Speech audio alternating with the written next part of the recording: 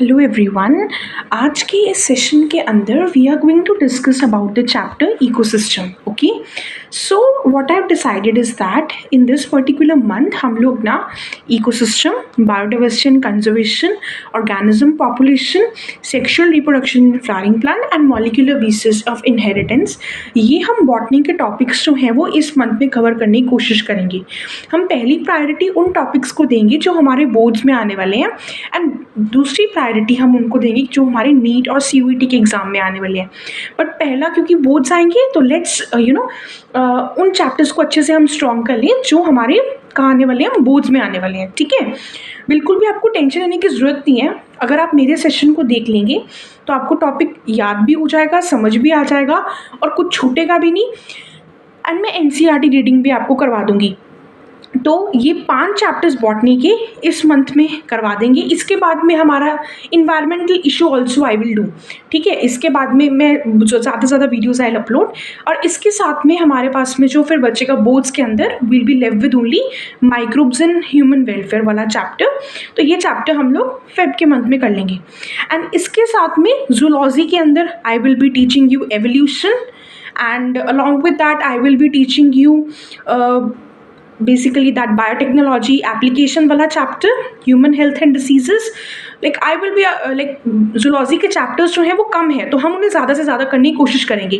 But चलो एक बारी हम स्टार्ट करते हैं हमारे प्यारे से टॉपिक के साथ में, इकोसिस्टम के साथ में। And I am damn sure कि ये लेक्चर देखने के बाद में आप कभी भी ये नहीं बोलोगे कि यार मुझे इकोसिस्टम बहुत हार्ड लगता है या फिर इकोलॉजी मुझे बहुत हार्ड लगती है, because I am gonna cover everything and मैं समझाऊंगी नहीं सिर्फ, I will also make you people learn. Okay, तो yes, please make notes as well. Okay, ecosystem, तो आपकी NCERT में इकोसिस्टम की क्या डेफिनेशन लिखी हुई है? ठीक है, इकोसिस्टम की NCERT में डेफिनेशन लिखी हुई है, इकोसिस्टम पहले लिख लेते हैं फिर मैं आपको एक्सप्लेन करती हूँ। इकोसिस्टम इज सेल्फ सस्टेनिंग, हम धीरे धीरे पढ़ेंगे ताकि सब कुछ क्लास में याद हो जाए, है ना। Self sustaining system in which both biotic and abiotic component interact functionally। लिख ली क्या आपने ये डेफिनेशन? नहीं लिखी तो पॉज करके लिख लीजिए, समझने के बाद लिख लीजिएगा। तो इकोसिस्टम क्या है? इकोसिस्टम बच्चे, it is a self sustaining system. Self sustaining मतलब सब कुछ खुद से मैनेज कर रहा है। ठीक है, सब कुछ खुद से कर रहा है, जो भी चीज़ उसे चाहिए वो खुद से कर रहा है। ठीक है, जैसे कि वो खाना भी बना रहा है, उस खाने को दे भी रहा है, उस खाने को जो बचा कुचा माल है उसको डिकम्पोज भी कर रहा है, अपना पूरा साइकिल भी चला रहा है, सब कुछ कर रहा है। अब ध्यान से सुनना, अभी समझ नहीं आएगा, आराम से। जैसे कि हमारे पास में कुछ बायोटिक कंपोनेंट्स हैं, आपकी NCERT में ऐसे लिखा हुआ है, और आपके पास में कुछ एबायोटिक कंपोनेंट्स हैं। जैसे बायोटिक की अगर हम बात करें, जैसे कि प्लांट्स जो हैं वो सॉइल के साथ में इंटरेक्ट करता है। ठीक है, साथ में वो वाटर के साथ में इंटरेक्ट करता है, सनलाइट के साथ में इंटरेक्ट करता है। ठीक है, और क्या करवाता है? प्रोडक्टिविटी करवाता है। क्या करवाता है? प्रोडक्टिविटी करवाता है। इसी तरह से हमारे कुछ डीकम्पोजर्स होते हैं, वो ऑर्गेनिक मैटर के साथ में इंटरेक्ट करते हैं और डीकम्पोजिशन करवा देते हैं। ठीक है, और फिर हमारे पास में कुछ बेसिकली आप ऐसा समझिए जैसे एनिमल्स होते हैं जो उन प्लांट्स को खा लेते हैं। अब जैसे ये एनिमल्स में जैसे हमने मान लिया जी हर्बीवोर है। ठीक है, इन हर्बीवोर ने सोचो जी किसी और एनिमल ने खा लिया, कार्निवोर ने खा लिया, तो ये क्या हो गया? एनर्जी का फ्लो हो गया। पहले प्लांट ने जो खाना बनाया था उसकी सारी एनर्जी एनिमल में चली गई, फिर एनिमल की सारी एनर्जी कार्निवोर में चली गई, फिर इस कार्निवोर को कोई खा लेगा, फिर वो सारी एनर्जी उसमें चली जाएगी। तो देखो ये इकोसिस्टम में हमें करवाना नहीं पड़ रहा, ये खुद हो रहा है। इकोसिस्टम में प्लांट्स हैं जो कि अपना खाना बना रहे हैं, प्रोडक्टिविटी बहुत बढ़िया चल रही है। अगर आप एक नेचुरल इकोसिस्टम में जाते हैं, आप किसी फॉर एग्जाम्पल फॉरेस्ट में चले गए, अब उस फॉरेस्ट में प्लांट्स हैं, बहुत सारे ट्रीज हैं जो कि अपना सब कुछ खुद कर रहे हैं, they are making their food, and वहाँ पर अगर कोई एनिमल था या कोई प्लांट था वो मुरझा गया है, मर गया है, नीचे ज़मीन पे गिर चुका है, अब उसको ख़त्म कौन करेंगे? डिकम्पोजर्स करेंगे। There would be some microbes जो आएंगे उनको खा जाएंगे। डिकम्पोजर्स भी खुद करें, ऐसा तो नहीं है हमें फॉरेस्ट में जाना पड़ रहा है, भाई साहब वहाँ पे प्लांट गिरा पड़ा है उसको उठा के लाओ बाहर, है ना, या एनिमल गिरा पड़ा है उसको उठा के लाओ, नहीं, ज़रूरत ही नहीं है ना यार। फॉरेस्ट में there are decomposers and they will do everything on their own, they don't need our help, है ना, हमारी इंटरवेंशन की उनको कोई ज़रूरत नहीं है। सेल्फ सस्टेनिंग, सब कुछ खुद सस्टेन करते हैं। कैसे करते हैं? कोई बायोटिक कंपोनेंट कोई एबायोटिक कंपोनेंट के साथ में इंटरेक्ट करता है और क्या करवाता है? फंक्शन करवाता है। जैसे कि यहाँ पर प्लांट क्या था? Plant was a biotic component. इस प्लांट ने इंटरेक्ट करा किसी एबायोटिक कंपोनेंट के साथ में, तो क्या हो गया? बायोटिक और एबायोटिक का इंटरेक्शन हो गया। उस इंटरेक्शन से क्या हुआ? एक फंक्शन हुआ। कौन सा फंक्शन हुआ? प्रोडक्टिविटी हुआ। ठीक है, तो biotic and abiotic component interact functionally. Interact functionally का क्या मतलब है? इसका मतलब है कि इंटरेक्ट करके उन्होंने कोई फंक्शन करवाया। सो इकोसिस्टम इज सेल्फ सस्टेनिंग, सब कुछ खुद करता है, जिसमें होता क्या है? एक बायोटिक कंपोनेंट दूसरे एबायोटिक के साथ में इंटरेक्ट करता है। क्यों इंटरेक्ट करता है? क्योंकि उसको फंक्शन करवाने होते हैं। फंक्शन कैसे करवानी होती है? कुछ एग्जाम्पल तो दो ना यार, अभी तो दी मैंने आपको। प्रोडक्टिविटी करवानी है, फिर देखो खाना वाना बन गया, अब डिकम्पोजिशन भी करवानी है ना, एनर्जी का फ्लो भी करवाना है। तो जो भी ये सारे फंक्शंस होंगे, इंटरेक्शन तो करना पड़ेगा ना भाई साहब। प्रोडक्टिविटी करवानी है, डिकम्पोजिशन करवाना है। कैसे होगा प्रोडक्टिविटी डिकम्पोजिशन? जब बायोटिक एबायोटिक के साथ में इंटरेक्ट होगा, और उसका रिजल्ट क्या होगा? फंक्शंस। एक बार लिख देते हैं दोबारा से, अच्छा लगेगा आपको। प्रोडक्टिविटी, ये सारे फंक्शंस ऑफ इकोसिस्टम है। और एनर्जी फ्लो, एनर्जी फ्लो हो रहा है ना यहाँ पे। और आपको आपने वो मिनरल वाले चैप्टर में पढ़ा होगा शायद, न्यूट्रिएंट साइकिल। नहीं पढ़ा? पढ़ा है? नहीं पढ़ा, कोई बात नहीं। न्यूट्रिएंट साइकिल बेसिकली होता क्या है कि प्लांट ने सॉइल से न्यूट्रिएंट ले लिए, फिर जब वो प्लांट मर गया तो न्यूट्रिएंट फिर से सॉइल को मिल गए, तो ये साइकिल चलता रहता है। ठीक है, इससे बोलते हैं न्यूट्रिएंट साइकिल। बेसिक आइडिया दिया। वैसे तो न्यूट्रिएंट साइकिल काफ़ी बड़ा होता है, 1-1.5 घंटा लगता है उसको समझाने में, बट कोई बात नहीं, अभी तो हमें एक जनरल आइडिया चाहिए। फिर होता है हमारे पास में डिकम्पोजिशन। तो ये सारे फंक्शंस होते हैं इकोसिस्टम के अंदर। अगर ये सारे फंक्शंस ना हो ना, तो उसको इकोसिस्टम कहलाने का कोई हक नहीं है। ठीक है, इकोसिस्टम हम तभी कहेंगे जब ये सारे फंक्शंस हो रहे होंगे। और ये फंक्शंस कब होंगे भाई साहब? ये फंक्शंस होंगे जब कोई बायोटिक और एबायोटिक आपस में इंटरेक्ट करेगा। समझ में आ गया यहाँ तक? बहुत ही समझ में आ गया।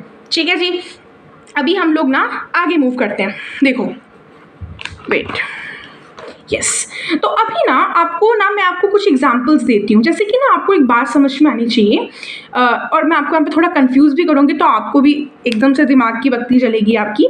जैसे कि आपके पास में ना कुछ इकोसिस्टम होते हैं मैन मेड, ये आपके एनसीईआरटी में नहीं है, ठीक है, बट इसको समझना ज़रूरी है। जो आपका एक्वेरियम है, फिशेस जहाँ पर हम रखते हैं, और जैसे हमारे खेत होते हैं, एग्रीकल्चरल फील्ड्स होते हैं, है ना, जहाँ पे फार्मर्स काम करते हैं, हाँ जी, जो हमारे गार्डन्स होते हैं, तो ये तो होते हैं हमारे मैन मेड इकोसिस्टम।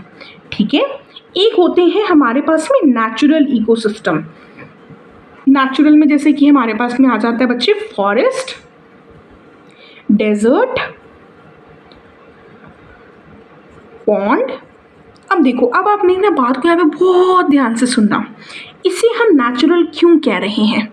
क्योंकि इसमें सब कुछ हो रहा है। इसमें सब कुछ हो रहा है। इसमें प्रोड्यूसर्स भी हैं, इसमें डिकम्पोजर्स भी हैं, इसमें कंज्यूमर्स भी हैं। तो इसमें प्रोडक्टिविटी भी हो रही है, एनर्जी का फ्लो भी बढ़िया चल रहा है, न्यूट्रिएंट साइकिल भी बढ़िया चल रहा है, डिकम्पोजिशन भी बढ़िया चल रही है, क्योंकि हम इंटरवीन नहीं कर रहे हैं बीच में। तो बेसिकली अगर नेचुरल इकोसिस्टम में कुछ भी आए, चाहे कुछ भी मतलब कुछ भी, कोई बाहर से माइक्रोब आए हमें फर्क नहीं पड़ता, आता है आने दो, कोई बाहर से एनिमल आए खाने वाला हमें फर्क नहीं पड़ता है, आने दो। बट अगर आप देखो, अगर हम अपने एग्रीकल्चर फील्ड्स की बात करें, हो सकता है आप लोग जाते हो फील्ड्स में, आप कभी ना कभी तो आपने देखे होंगे, तो वहां पर वो क्या करते हैं, किसी भी तरह के माइक्रोब्स को अपने फील्ड के अंदर वो घुसने नहीं देते हैं, किसी भी तरह के, है ना, क्योंकि उनको होता है कि यार ये हमारे प्लांट्स को नुकसान पहुंचा देंगे। तो फिर वहां पे डिकम्पोजिशन तो हो ही नहीं रही है, नहीं हो रही ना वहाँ पे डिकम्पोजिशन। हाँ, तो कुछ चुनिंदा चीज़ों को ही वहाँ पर वो रहने देते हैं, ठीक है। तो वहाँ पर ना सारे फंक्शंस हमें ना वो खुद से नहीं हो रहे होते हैं। तो जो मैन मेड इकोसिस्टम होते हैं ना, जैसे कि एक्वेरियम है, उसके अंदर फिशेज हैं, प्रोड्यूसर्स तो है ही नहीं, तो प्रोडक्टिविटी तो हो ही नहीं रही है, तो मैम फिर हम इसे इकोसिस्टम क्यों बोल रहे हैं?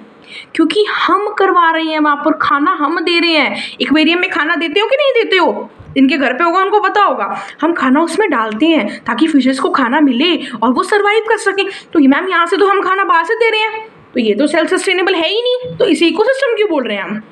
समझ रहे हो? मैन मेड इकोसिस्टम जो है वो सस्टेनेबल तो होता है, कैसे? क्योंकि हम बाहर से दे देते हैं ना कुछ, हम बाहर से इंटरवेंशन करके कुछ ना कुछ करवा लेते हैं, है ना। तो सस्टेनेबल तो होता है, सस्टेन तो कर रहे हैं कैसे ना कैसे, बट वो सेल्फ सस्टेनेबल नहीं है, खुद से नहीं कर रहा वो।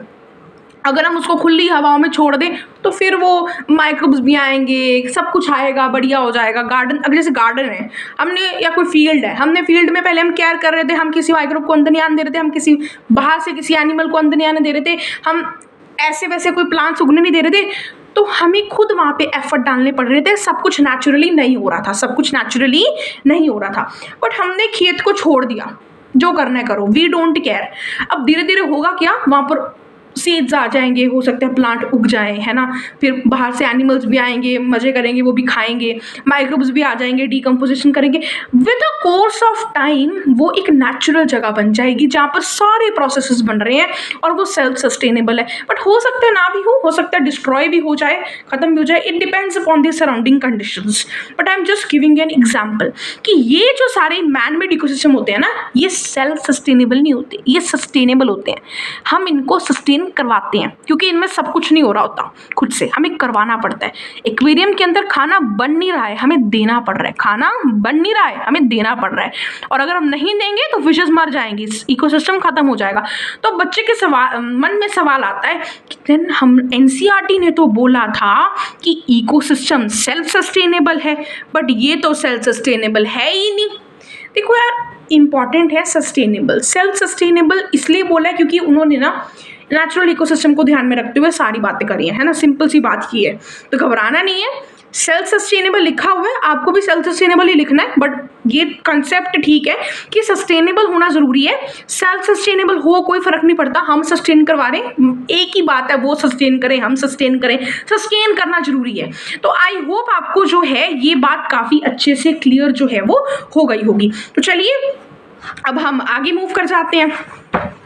चलिए आइए एक सेकेंड, यस, देखो ध्यान से सुनना आप मेरी बात को। फीचर्स ऑफ इकोसिस्टम,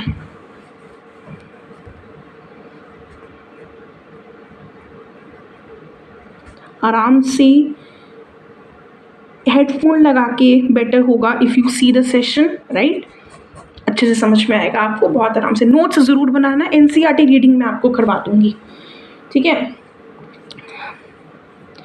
देखो इकोसिस्टम के फीचर क्या हैं, तो पहले तो ना इसके पास में ना स्ट्रक्चरली क्या क्या इसमें प्रेजेंट होता है, स्ट्रक्चरल कंपोनेंट्स क्या है इसके, और क्योंकि ये स्ट्रक्चरल कंपोनेंट है फंक्शनल चीज़ें हो रही हैं। मतलब कि सुनो। अच्छा, एक बात मैं पहले क्लियर कर देना चाह रही हूँ, अब एनसीईआरटी में जो भी बातें होंगी ना वो नेचुरल इकोसिस्टम को लेकर होंगी, मैन मेड इकोसिस्टम के बारे में एनसीईआरटी बात नहीं करती है, इसीलिए उसने वहाँ पे सेल्फ सस्टेनेबल लिखा है। दोबारा बोलती हूँ, NCERT does not talks about the man made ecosystem, NCERT सिर्फ नेचुरल इकोसिस्टम के बारे में बात करती है। तो नेचुरल इकोसिस्टम होगा तो स्ट्रक्चरल कंपोनेंट के नाम पर इसके पास में प्रोड्यूसर्स भी होंगे, कंज्यूमर्स भी होंगे, डीकम्पोजर्स भी होंगे। अच्छा, प्रोड्यूसर्स भी होंगे, कंज्यूमर्स भी होंगे और डीकम्पोजर्स भी होंगे। क्यों होंगे? नेचुरल इकोसिस्टम है, ठीक है। तो ये सब कुछ होगा वहाँ पर, सब कुछ। बट वही अगर ये मैन मेड इकोसिस्टम होता ना, सब कुछ नहीं होता, सब कुछ नहीं होता। बट ये क्या है? नेचुरल इकोसिस्टम है। हम किसकी बात करते हैं? नेचुरल इकोसिस्टम है। और क्योंकि ये सब कुछ है, अभी समझाया था पहले, याद रखना उसको। प्रोडक्टिविटी होगी, प्रोड्यूसर्स है तो प्रोडक्टिविटी होगी, कंज्यूमर्स है तो क्या होगा? एनर्जी का फ्लो होगा, डीकम्पोजर्स है तो क्या होगा? डीकम्पोजिशन होगा। एंड न्यूट्रिएंट साइकिल भी चलता है यहाँ पर। एक बार और आइडिया दे देती हूँ न्यूट्रिएंट साइकिल के बारे में बच्चे आपको मैं। जैसे कि हमारे पास में प्लांट है, ट्री है, ठीक है। इसने यहाँ से नाइट्रोजन फास्फोरस लिया, चला गया, ठीक है। अब ये प्लांट ना काफ़ी साल हो गए इसको, अब ये मर चुका है और ऐसे गिर गया है। अब जब ये धीरे धीरे डिकम्पोज करेगा ना, तो ये सारा न्यूट्रिशन दोबारा से सॉइल के अंदर आ जाएगा। इसे बोलते हैं हम nutrient cycle. You will learn it better if you study the chapter mineral nutrition, but for the basic idea, ठीक है, ओके। अच्छा देखो, ये हो गए इसके स्ट्रक्चरल कंपोनेंट्स। तो इसमें प्रोड्यूसर्स भी हैं, कंज्यूमर्स भी हैं, डीकम्पोजर्स भी हैं। उसकी वजह से प्रोडक्टिविटी भी है, एनर्जी फ्लो भी है, डीकम्पोजिशन भी है, ठीक है। तो ये हो गया स्ट्रक्चरल कंपोनेंट, ये हो गया फंक्शनल कंपोनेंट। समझ में आया कि नहीं आया? मेरे को तो आया। नहीं आया तो you can write in the comment section, I will answer you, okay. Stratification, अब ये कौन सी नई चीज़ है? बहुत सिंपल है यार, बहुत सिंपल है। स्ट्रैटिफिकेशन में क्या होता है? Vertical distribution of species in ecosystem.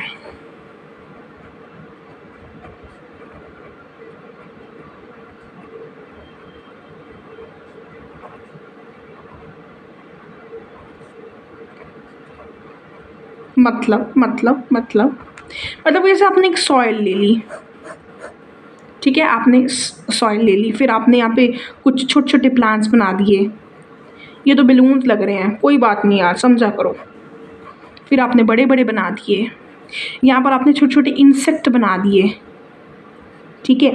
यहाँ पे आपने बर्ड बना दिए। ये मेरा बर्ड बहुत फ़नी होता है, चलो कोई बात नहीं, समझ में आना चाहिए। ये मैंने छोटे छोटे बर्ड बना दिए, ठीक है। तो अब देखो, यहाँ पर इसके भी नीचे मैंने थोड़े से और माइक्रोब्स बना दिए। तो मैंने क्या बोला? यहाँ पर मुझे मिल रहे हैं माइक्रोब्स, फिर मैं थोड़ा सा ऊपर गई, मेरे को मिली हर्ब्स, मैं फिर थोड़ा सा ऊपर गई, मेरे को मिली श्रब्स, मैं थोड़ा सा ऊपर गई, मुझे मिले ट्रीज प्लस बर्ड्स। अब कोई बच्चा बोलेगा आकर, ये देखो ना, ट्री तो पूरा है, ट्री तो नीचे भी था, ऊपर भी था, ऊपर भी था, यहाँ भी था, यहाँ भी था, यहाँ भी था, आपने यहाँ क्यों नहीं बोला ट्री? हम ना कैनोपी लेते हैं, सिर्फ जहाँ पे पत्ते होते हैं उसके। कैनोपी मतलब जहाँ पे पत्ते होते हैं उसके। ये हमारी हर्ब छोटी होती हैं, श्रब्स, ट्रीज और बर्ड्स। मतलब सबसे नीचे कौन था? माइक्रोब्स। फिर जैसे हर्ब्स दिख जाती हैं, श्रब्स दिख जाते हैं, ट्रीज एंड बर्ड्स दिख जाते हैं। तो ये क्या है? It is the vertical distribution of the species in the ecosystem. तो ये कौन सा इकोसिस्टम हो गया? फॉरेस्ट इकोसिस्टम हो गया। कौन सा हो गया? Forest ecosystem. तो फॉरेस्ट इकोसिस्टम के अंदर मैंने आपको स्पीशीज का डिस्ट्रीब्यूशन काफ़ी अच्छे से समझा दिया है। चलो जी आगे बढ़ जाएं जी। हाँ जी, चलिए एक सेकेंड।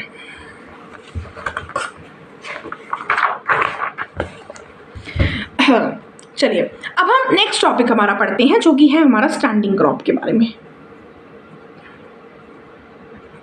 अब ये कौन सी टर्म है? नहीं, समझा देती हूँ, टेंशन क्यों ले रहे हो। स्टैंडिंग क्रॉप होता है amount of biomass for at any given time present in an area. Amount of biomass present in an area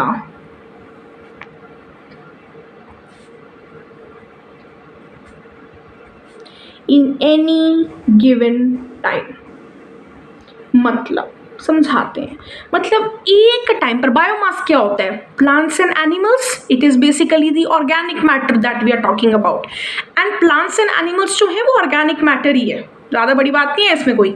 तो एक एरिया में let's take for example your city, ठीक है, आपकी कोई सिटी है XYZ, आपकी सिटी का नाम है, कोई भी सिटी हो सकती है वो। उस सिटी के अंदर इस टाइम पर इस मोमेंट नहीं बोलना चाहिए, पर जैसे एक गिवन टाइम, कोई एक महीना ले लो, एक साल ले लो, for example I take 1 year, I say इस टाइम में दोबारा सुनो अच्छे से सुनना। Amount of biomass present in an area in any given time, 1 year नहीं बोलना यार, ध्यान से सुनना मेरी बात को। इस टाइम पर इस एरिया पर कितना बायोमास प्रेजेंट है। जैसे कि मैं कहूँ यार देखो हमारे ना यहाँ पर इस एरिया में ना अभी ना 1000 kg का बायोमास प्रेजेंट है। इस टाइम पर इस एरिया पर कितना बायोमास प्रेजेंट है उसे हम बोलते हैं स्टैंडिंग क्रॉप। जैसे ही हम क्रॉप बोलते हैं ना टीचर्स, तो बच्चे समझते हैं क्रॉप मतलब प्लांट्स, बट नहीं यार, it is just a term that you have to understand, but standing crop में भी consider the biomass में plants भी आते हैं, animals भी आते हैं, कोई बड़ी बात नहीं है इसमें, तो घबराना नहीं है। biomass is biomass whether it's plant or animals। कितना present है इस एरिया पर, let's take this is a any forest, कोई भी हमने forest ले लिया, let's take Amazon forest, तो हमने देखा यार Amazon forest की कितनी standing crop है, ठीक है। इस टाइम पर हमने बोला यार इसकी ना 1000 kg, ज़्यादा भी हो सकती है, I am just giving an example. तो ये इसका हो गया स्टैंडिंग क्रॉप, ठीक है। अब एक और टर्म आती है, उसको भी समझना बहुत ज़रूरी है, बहुत ज़्यादा ज़रूरी है, स्टैंडिंग स्टेट। ध्यान से सुनना जरा।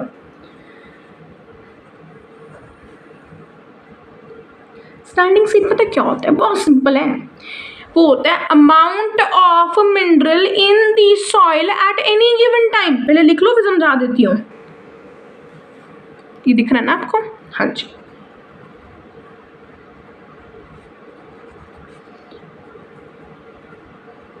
It would be better if you don't underline in your NCERT. It would not be better actually if you underline it in NCERT.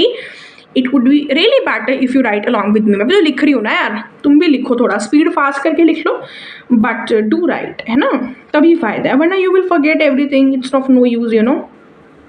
Always write and learn. मतलब कि गिवन टाइम, इस time पर मैं कहूँ कि अमेज़न फॉरेस्ट की soil के अंदर कैलकुलेट करो कितना मिनरल है, तो कितना मिनरल है उसे हम बोलेंगे standing state. Are you able to differentiate between the two terms, standing crop and standing state? Standing states इस टाइम पर इस एरिया में कितना मिनरल है इस सॉइल में। मैंने एग्जाम्पल लिया अमेज़न फॉरेस्ट, ठीक है, अमेज़न फॉरेस्ट साउथ अमेरिका। मैंने बोला अमेज़न फॉरेस्ट में इस टाइम पर कितना मिनरल प्रेजेंट है सॉइल के अंदर, उसे हम बोलेंगे स्टैंडिंग स्टेट, ठीक है। स्टैंडिंग क्रॉप क्या है, इस टाइम पर इस जगह पर कितना बायोमास प्रेजेंट है। बायोमास में प्लांट्स और एनिमल्स दोनों आ जाते हैं। अब क्योंकि आपको मतलब समझ में आ गया, तो आप मुझे मेरे क्वेश्चन का एक जवाब दो। फॉरेस्ट और डेजर्ट में मुझे करना है कंपैरिजन। मुझे बताओ स्टैंडिंग क्रॉप किस में ज़्यादा होगी, सोचो, वीडियो को पॉज करो, मेरे को जवाब चाहिए इसका। You can also right in the comment section, किस में स्टैंडिंग क्रॉप ज़्यादा होगी। स्टैंडिंग क्रॉप क्या है, बायोमास, कितना, किस में ज़्यादा होगा बताओ ज़रा। आ गया आंसर? आ गया होगा, अगर सोचा होगा तो आ गया होगा।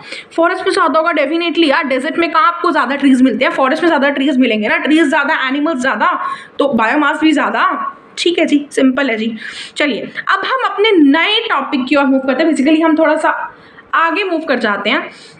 अच्छा अब एक बात सुनना, आपकी एनसीईआरटी में ना पूर्ण इकोसिस्टम के बारे में थोड़ा सा एक्सप्लेनेशन दी हुई है, तो हम थोड़ा समझ लेते हैं, ठीक है। बड़ा सिंपल सा है, टेंशन नहीं लेनी है, बड़ा आसान सा है, फटाफट हो जाएगा।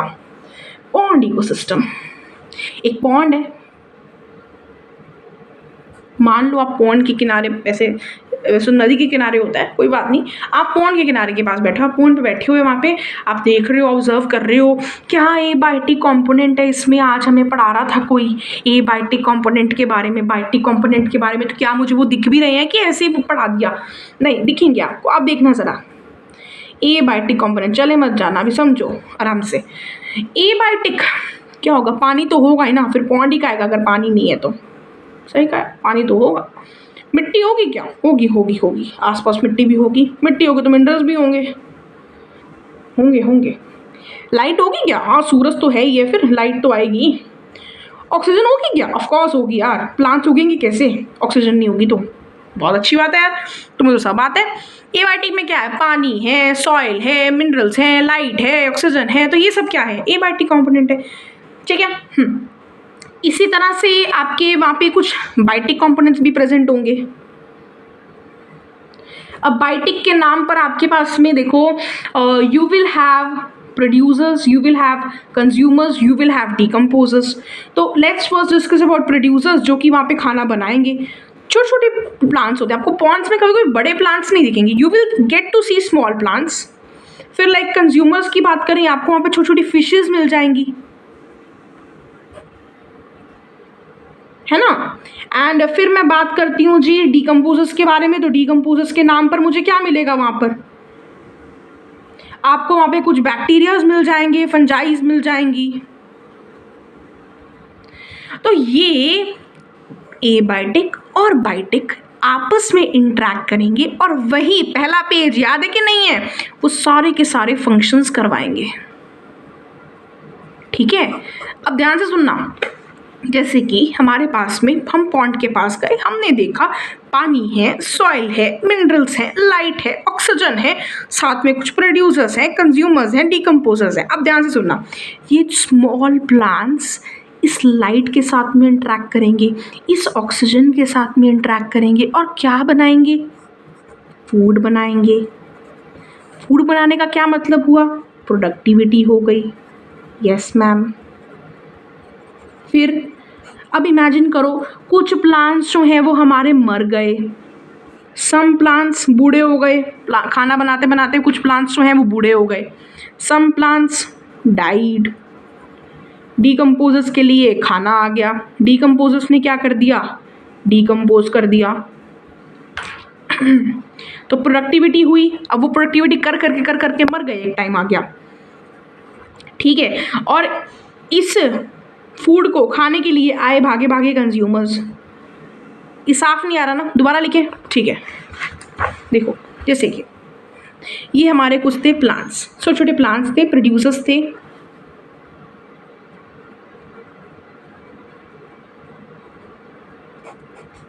छोटे छोटे प्लांट्स थे हमारे ये।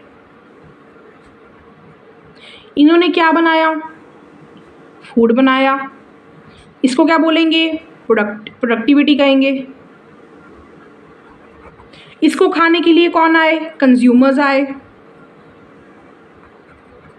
ठीक है, अब ये बनाते गए, ये खाते गए, एक टाइम आया दोनों मर गए, डाइड।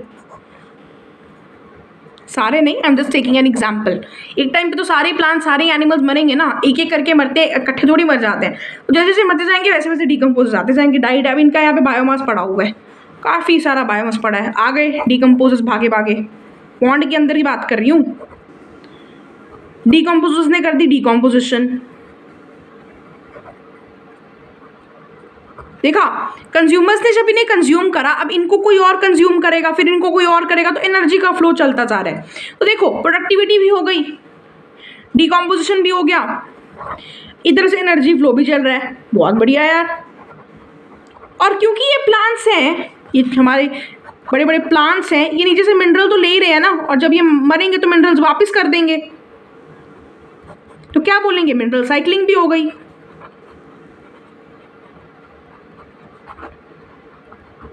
बहुत सिंपल है, ये तो बेसिक चीज है यार, बेसिक चीज है। तो पॉन्ड के अंदर आपको समझना है, कुछ एबायोटिक कंपोनेंट्स हैं, कुछ बायोटिक कंपोनेंट्स हैं, वो आपस में इंटरेक्ट कर रहे हैं और प्रोडक्टिविटी दिखा रहे हैं, डीकम्पोजिशंस दिखा रहे हैं, एनर्जी का फ्लो भी बहुत बढ़िया चल रहा है, मिनरल की साइक्लिंग भी बहुत अच्छी चल रही है। बहुत बढ़िया यार। अब देखो, कोई सा भी इकोसिस्टम हो नेचुरल, उसमें सारी चीज़ें हो रही होती हैं, बस ये बायोटिक कंपोनेंट बदल जाते हैं। एबायोटिक भी ऑलमोस्ट सेम ही रहते हैं, बस पानी का बदलाव हो जाता है, कहीं कहीं जगह पर पानी होता है तो कहीं जगह पर पानी नहीं होता, बट एबायोटिक कंपोनेंट मोर और लेस सेम ही रहते हैं, बट बायोटिक बदल जाते हैं। जैसे कि अगर आप देखोगे, अगर आप लैंड पे चले जाओ, फॉरेस्ट में चले जाओ, फॉरेस्ट में आपको छोटी छोटी फिशेस थोड़ी दिखेंगी यार, जमीन के ऊपर तैर रही हैं, तैरेंगी कैसे वो, फिश पानी में मिलेगी। तो बायोटिक कंपोनेंट बदलते रहेंगे बट फंक्शन सेम रहेंगे। ए बायोटिक भी ऑलमोस्ट सेम रहेगा, बहुत कम चेंजेस आएंगे। और जैसे थोड़ा सा प्लांट नहीं, थोड़ा पानी नहीं है, वहाँ पानी था पॉन्ड में, लैंड पे पानी नहीं है, बस ज़्यादा फर्क नहीं आना इसमें। तो ये हमारा हो गया है पॉन्ड इकोसिस्टम के बारे में बात। एनसीईआरटी ने बड़ा अच्छे से लिखा है इसको, भूल मत जाना, इससे गलती मत कर लेना भूल के। आगे बढ़े। हाँ जी, एक सेकेंड।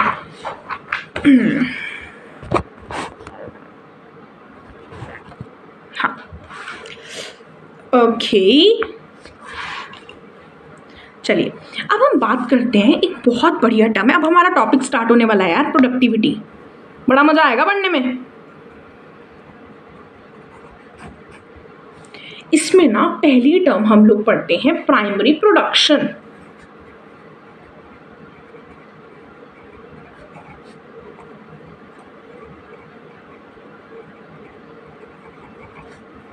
मम्मी सराहना जरूरी था क्या? कोई बात नहीं, गलती हो गई, अब नहीं सजाऊंगी। प्राइमरी प्रोडक्शन में क्या होगा, डेफिनेशन लिख लेते हैं फिर समझाती हूँ, बहुत सिंपल है, तुम्हें आइडिया लग गया होगा वैसे नाम से ही। Amount of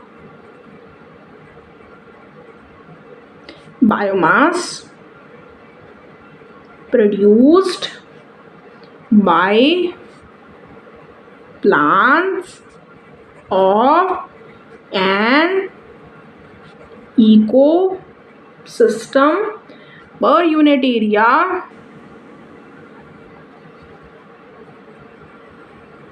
in given time। Example के साथ समझाती हूँ। जैसे कि मैं गई 2021 में, मैंने देखा, प्रीवियस बात कर लेते हैं थोड़ी सी। 2021 में मैं गई, मैंने देखा 2021 की 31 दिसंबर को मैं गई, मैंने वहाँ जाके देखा, मैंने देखा यार वहाँ पे ना एक छोटा सा पेड़ लगा हुआ है, बड़ा सा पेड़ है, छोटा क्यों बोले हम, बड़ा सा पेड़ लगा हुआ है। उस बड़े से पेड़ का जो वेट हमने कर लिया 200 किलो। मैम आपने वेट कैसे किया? देखो मेरी अब यहाँ से कॉन्सेप्ट है, ये कोई बताता नहीं है, मैं आपको समझाती हूँ। एक फॉरेस्ट है, उस फॉरेस्ट में 1000 ट्रीज लगे हुए हैं। हमने एक ट्री को ले लिया, हमने एक ट्री को निकाल दिया, बिल्कुल हाँ, क्योंकि हमें प्राइमरी प्रोडक्शन देखनी थी। हमने उसको वेट किया, हमने बोला यार इस साल इसका वेट जो है वो 100 kgs है। वो पेड़ तो गया, ठीक है। हम अगले साल फिर गए 2022 में, 31 दिसंबर को ही गए हम। अब हमने वहाँ पर 1000 पेड़ थे। एक हम ऑलरेडी पिछले साल उखाड़ आए थे, है ना, उसका वेट करने के लिए। अब हमने एक और पेड़ वहाँ से देखा, हमने देखा कि इसका वेट जो है वो 250 kg है। तो हमने बोला इसकी इस साल की जो प्राइमरी प्रोडक्शन है वो है 50 kg। 50 kg इसकी इस साल की क्या है, प्राइमरी प्रोडक्शन है। क्या है इसकी 50 kg इस साल की प्राइमरी प्रोडक्शन है। अब आप में से बहुत से बच्चे पूछेंगे कि मैम आप देखो, आपने पहले किसी और प्लांट का बायोमास देखा था, अब आप किसी और प्लांट का देख रहे हो। बेटा एक बात आप मेरे को बताओ, देखो आपको ऑन एन एवरेज देखना है, ऐसा तो है नहीं आप पेड़ को उखाड़ के दोबारा तो लगा नहीं पाओगे। तो हम इस साल किसी और प्लांट को देखते हैं, अगले साल हम किसी और प्लांट को देखते हैं, तो हमें ऑन एन एवरेज मिल जाता है। जैसे कि 1000 प्लांट थे हमारे पास में, अब हर एक प्लांट को उखाड़ के थोड़ी देख सकते हैं कि यार इसका इस साल इतना, इसका इस साल इतना, इसका इतना, इसका इतना है, और अगले साल फिर कैसे देखोगे? आपने तो सारा कुछ उखाड़ ही दिया। हम कोई 1000 में से हमने कोई एक ट्री लिया, हमने बोला 200 kg इसका वेट है, तो लगभग सबका वेट ही इतना होगा। हो सकता है किसी का 190 हो, किसी का 210 हो, किसी का 205 हो, बट देखो एवरेज वैल्यू ले ली मैंने, यहाँ पर सब कुछ एवरेज ही चलता है। हमने बोला यार 200 है, 200 है, 1000 प्लांट का एवरेज वेट 200 है जो इसका है। कैसे बोल दिया? अरे बेटा नियर अबाउट है, near about, it is not exact, it is near about. हो सकता है किसी का 180 हो, 180 हो, किसी का 210 हो, किसी का 205 हो, किसी का 195 हो, किसी का 199 हो। तो हम सबको उखाड़ के थोड़ी ना देखेंगे यार वेट, ये तो बहुत ज़्यादा गलत बात हो जाएगी। हमने किसी एक को लिया, हमने बोला यार इसका वेट कर दो, हम बाकियों का भी यही मान लेंगे। अगले साल हम आए, हमने किसी और पेड़ को निकाला, हमने देखा यार इसका वेट, यार पिछली बार तो हमने 200 एवरेज डाला था, 250 हो गया है। तो अब मतलब कितना हमने कितना बोल दिया प्राइमरी प्रोडक्शन, हमने बोल दिया 50 kg is the primary production. हो सकता है किसी में 40 हुआ हो, किसी में 45 हुआ हो, किसी में 49 हुआ हो, किसी में 30 हुआ हो, किसी का वेट हो सकता है अब सिर्फ 240 ही हो, किसी का 260 हो, बट हमने एक एवरेज बोल दिया यार 50 हुआ है, 50 हुआ है, 50 हुआ है। ठीक है, फिजिक्स में तुमने एवरेज के बारे में तो पढ़ा होगा, ये वही एवरेज है, 50 एवरेज है। 50 है थोड़ी, 50 एक एवरेज वैल्यू है, बट सबका ना इतना इसके लगभग ही होगा। किसी का 45 होगा, किसी का 44 होगा, किसी का 49 होगा, किसी का 52 होगा, किसी का 55 होगा। ज़्यादा वेरिएशंस आते नहीं है, क्यों? जगह तो सेम ही है ना यार, सबको कंडीशंस तो सेम ही मिल रही है ना, तो सबका प्राइमरी प्रोडक्शन लगभग सेम ही होता है, इसलिए हम बोल देते हैं 50 है ना, इसको बोलते हैं प्राइमरी प्रोडक्शन, है ना। लगभग अपने मन में रखना, ठीक है। एवरेज। अब हम देखते हैं प्राइमरी प्रोडक्टिविटी के बारे में।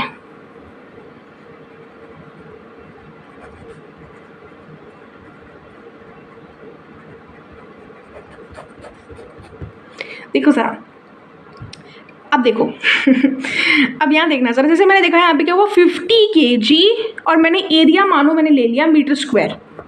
1 मीटर स्क्वायर मैंने बोला था 1000 प्लांट्स है, प्रैक्टिकली पॉसिबल नहीं है, जस्ट टेक एन एग्जाम्पल। 100 ले लो यार, 100 ले लो, ठीक है।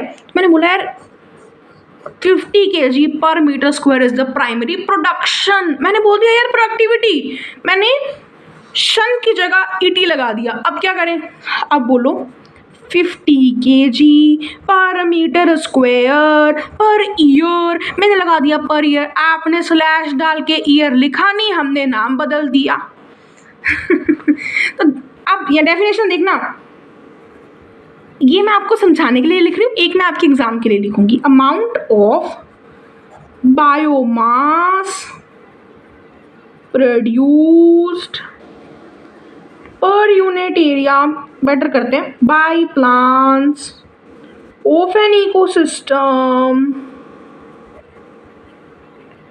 Per unit area per unit time. अब पर यूनिट टाइम कुछ भी हो सकता है, 1 साल, 2 साल, 1 महीना, 2 महीना, 1 हफ्ता, 2 हफ्ता, 1 मिनट, 2 मिनट, कुछ भी per unit time are wish. यहाँ पे हमने एक ईयर ले लिया, अगर हम 31 दिसंबर को जाके फिर से 31 जनवरी को चले जाते, है ना, तो ये 1 मंथ का आ जाता।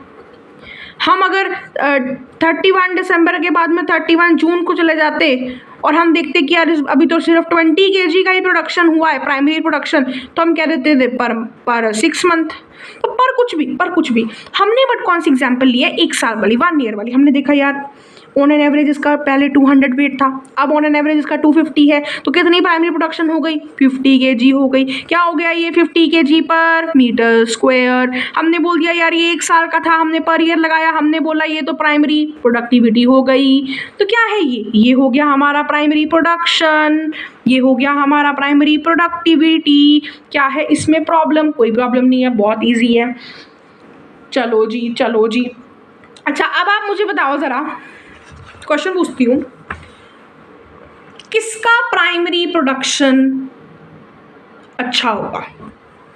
ध्यान से देखना, क्वेश्चन देखो पहले। डेजर्ट या ट्रॉपिकल फॉरेस्ट?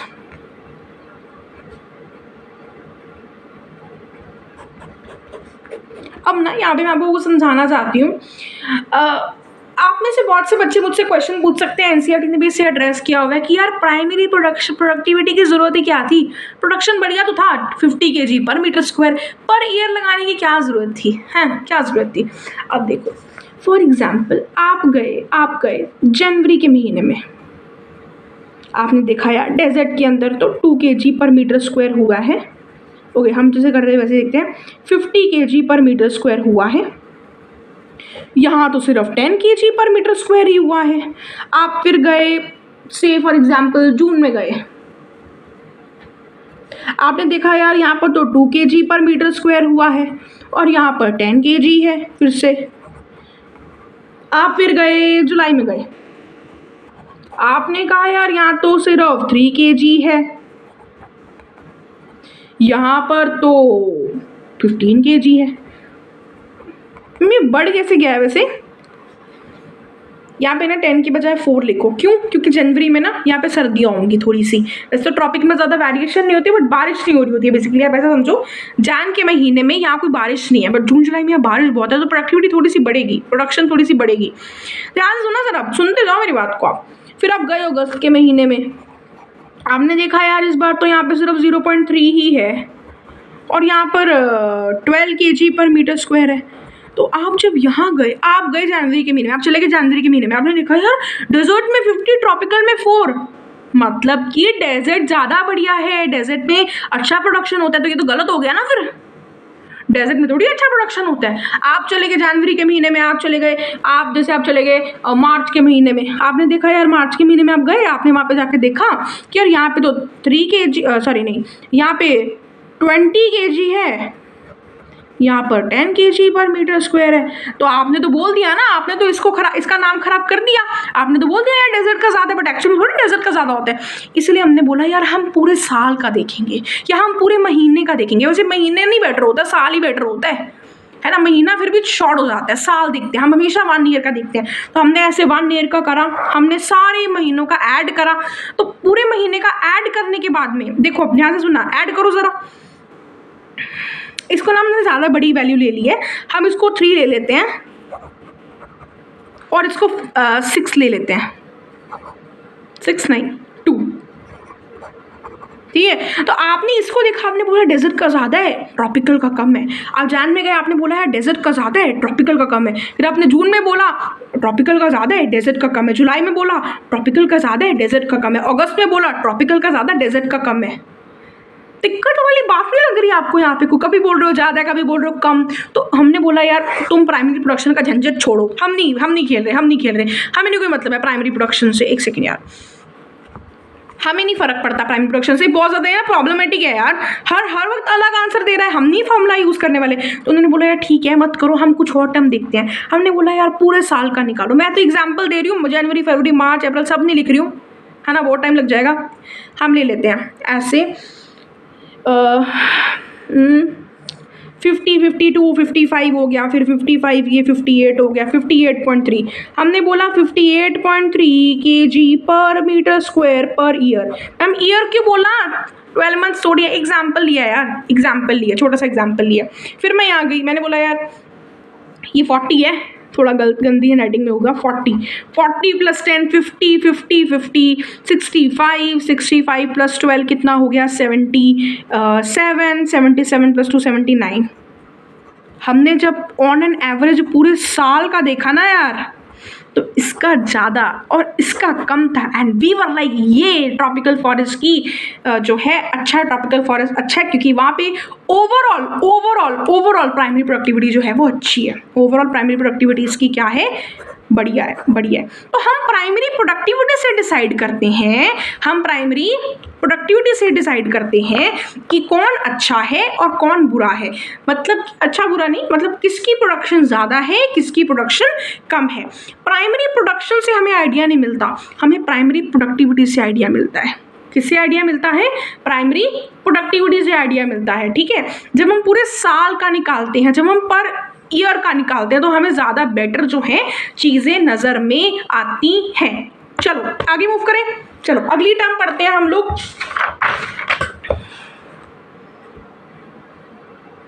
चलिए अब हम पढ़ते हैं हमारी नेक्स्ट टर्म के बारे में। एंड हमारी नेक्स्ट टर्म है net primary production and gross primary production.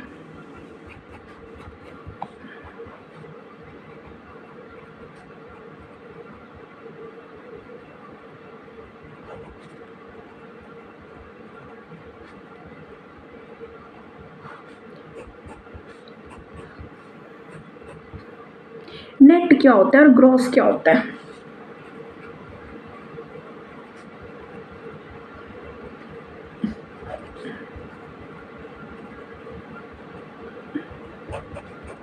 देखो आप गए अब देखो आप गए प्लांट को देखने, आपने देखा यार प्लांट का ना पिछले साल में ना 100 kg वेट था, और इस साल जो उसका वेट है वो है 150।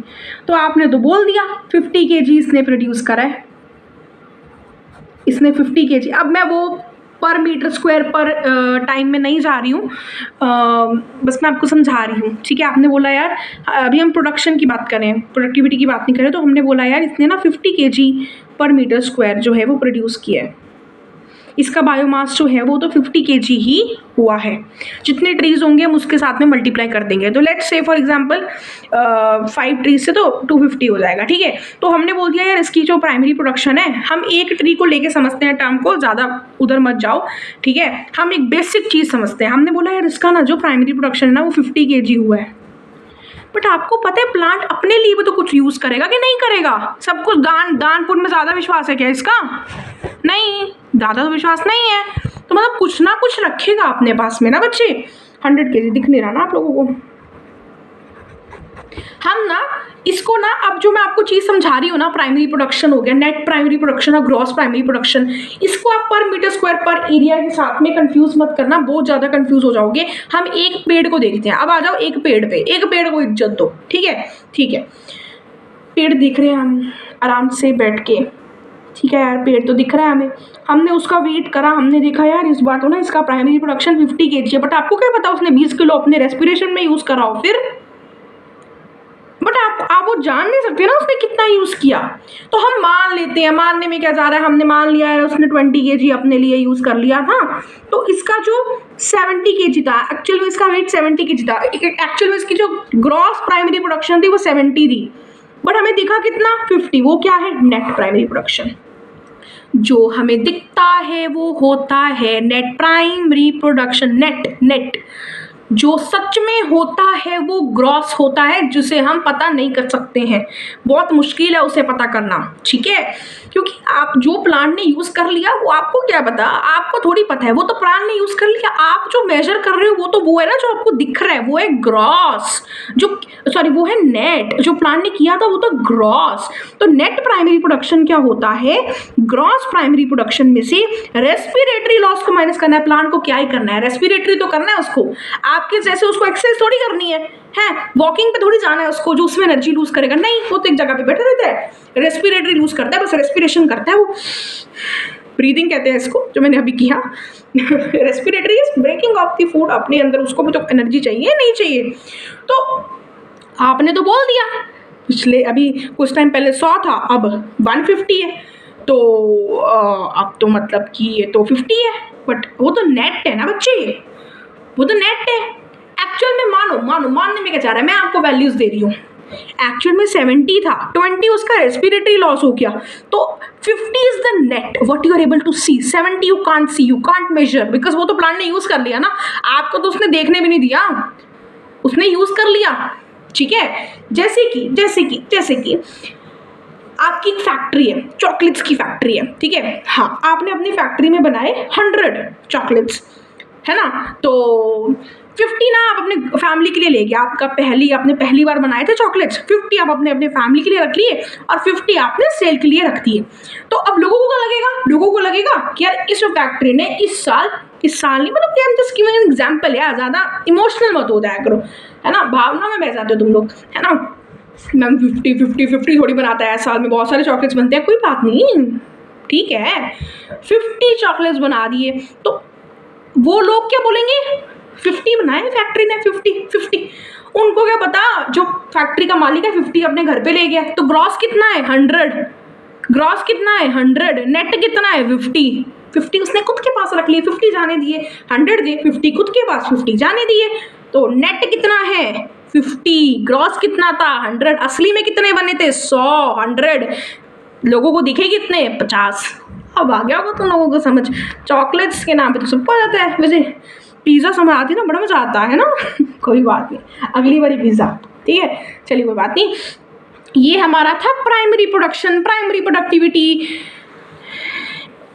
Net primary production, gross primary production. Concept clear है कि नहीं है? नहीं है तो नीचे बता देना, मैं दोबारा बता दूंगी, मुझे कोई दिक्कत नहीं है। प्राइमरी प्रोडक्टिविटी में फ़र्क क्या है, प्राइमरी प्रोडक्शन प्राइमरी प्रोडक्टिविटी में क्या डिफरेंस है? मज़ा आया समझ के? दिक्कत तो नहीं है कोई? अब बड़ा अच्छा लगा मुझे भी, खुद से ही बोल दिया, कोई बात नहीं, अभी इंटरेक्ट तो नहीं कर सकते ना अभी, You tell me in the comment section, I will answer you people. अब हम बात करते हैं सेकेंडरी प्रोडक्टिविटी के बारे में। ओ, ये क्या होता है, ये क्या होता है? जैसे कि आप थे, आपका वेट ना पिछले साल 45 kg था, बट इस साल आपका वेट 50 kg है। तो ये जो आपने 50 kg है ना, ये आपकी सेकेंडरी प्रोडक्टिविटी है। For example, there was an animal, उसका वेट 50, हर्बीवोर ले लो, पिछले साल 45 था, इस साइड 50 है। तो मतलब इसने खुद ने कितना बनाया, 5 kg। ठीक है, इसे बोलते हैं सेकेंडरी प्रोडक्टिविटी। हम प्राइमरी क्यों नहीं बोल रहे हैं, क्योंकि वो खाना बाहर से ले रहा है। मैं आपको समझाती हूँ आराम से, डेफिनेशन लिखो पहले। हर्बीवोर को ही देखते हैं यहाँ पर, हम कार्निवोर को नहीं देखते हैं, क्योंकि कार्निवोर होगा तो वो तो फिर टर्शरी प्रोडक्टिविटी हो जाएगी ना। हम सेकेंडरी की बात कर रहे हैं, क्योंकि उसने ही तो खाया सबसे पहले खाना, उसके बाद में बाकी लोग खाएंगे। Increase in biomass of primary consumer. Primary consumer means पेड़ की चीजों को सबसे पहले कौन खा रहा है?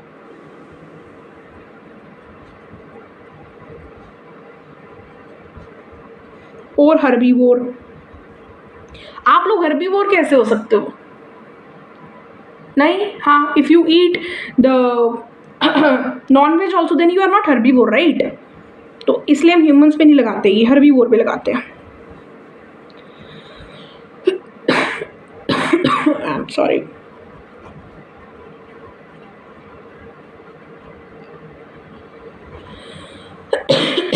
ठीक है, देखो, जैसे कि 45 kg था एनिमल का वेट, इस साल हो गया 50। 5 kg क्या हो गया इसका, सेकेंडरी प्रोडक्टिविटी। अब देखो ना यार, बच्चे मुझसे पूछते हैं कि यार देखो, खाना तो उसने बाहर से ही लिया है ना, खुद थोड़ी बनाया है उसने, जो आप इसे सेकेंडरी प्रोडक्टिविटी बोल रहे हो। बात तो बेटा आपकी बिल्कुल सही है, बट आप मेरी बात भी तो समझो।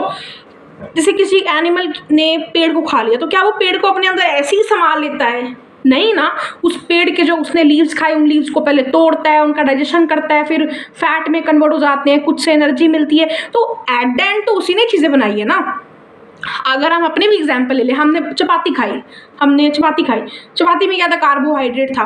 हमने चपाती खाई, क्या चपाती ऐसी पड़ी रहती है हमारे पेट के अंदर? नहीं, टूटती है, पता नहीं क्या क्या बनता है उसका, कार्बोहाइड्रेट टूटता है, माल्टोज, ग्लूकोज, बहुत कुछ होता है यार। आधा 30% तो अपना माउथ में ही हो जाता है। तो ब्रेकडाउन होता है यार हमारे फूड का। क्या होता है? ब्रेकडाउन होता है हमारे फूड का। मजे आ जाते हैं, फूड ब्रेकडाउन होता है, बड़ा अच्छा लगता है हमें। तो एट द एंड तो हमारी बॉडी ने ही बनाया ना वो ग्लूकोज वगैरह, फैट बनाया अपनी बॉडी ने। रोटी को ऐसा डायरेक्ट तो नहीं हमारी बॉडी में ऐसे ना, ऐसे स्किन के साथ में चिपका दिया, ये लो जी सेकेंडरी प्रोडक्टिविटी। फिर तो हम उसको सेकेंडरी प्रोडक्टिविटी बोलते ही नहीं है, बोलते ही नहीं। बट एक्चुअल में ऐसा नहीं होता। हमने खाना खाया, उस खाने का पता नहीं हमारे बॉडी के अंदर क्या क्या चलता है, टूटता है ना। स्टमक के बाद इंटेस्टाइन, लीवर भी आ जाता है, पैंक्रियास हो जाता है, फिर वो at the end blood absorb करता है, कुछ फैट में कन्वर्ट हो जाता है ना।